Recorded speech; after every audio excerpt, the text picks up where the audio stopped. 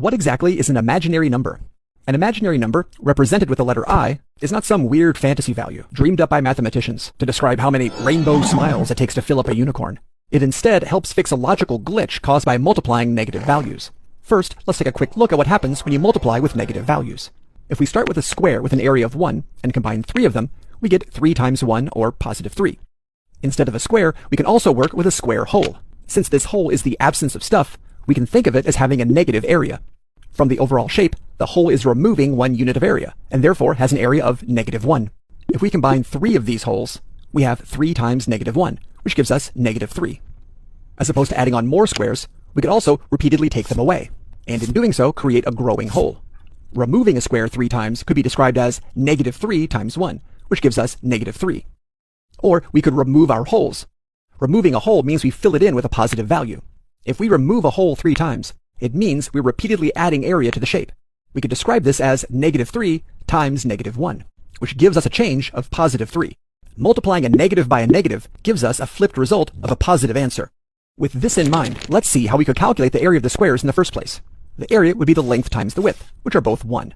This would give us 1 times 1, or 1 squared, which is +1. But how would we calculate the area of the square hole? Since it's a hole, we know it has a negative area.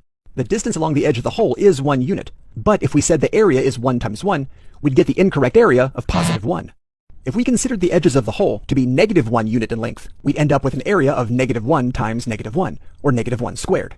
A negative times a negative creates a positive value, so again, we'd get the wrong answer of +1.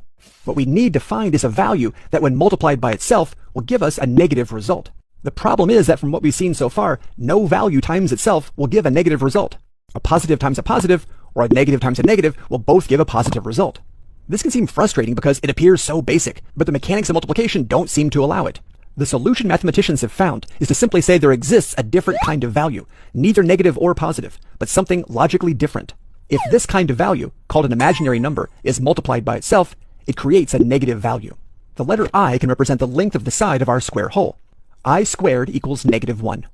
Calculating the length of the edge of a square hole might seem like we're taking something simple and making it complicated, but imaginary numbers help us work with the negative values that show up in many different kinds of scenarios.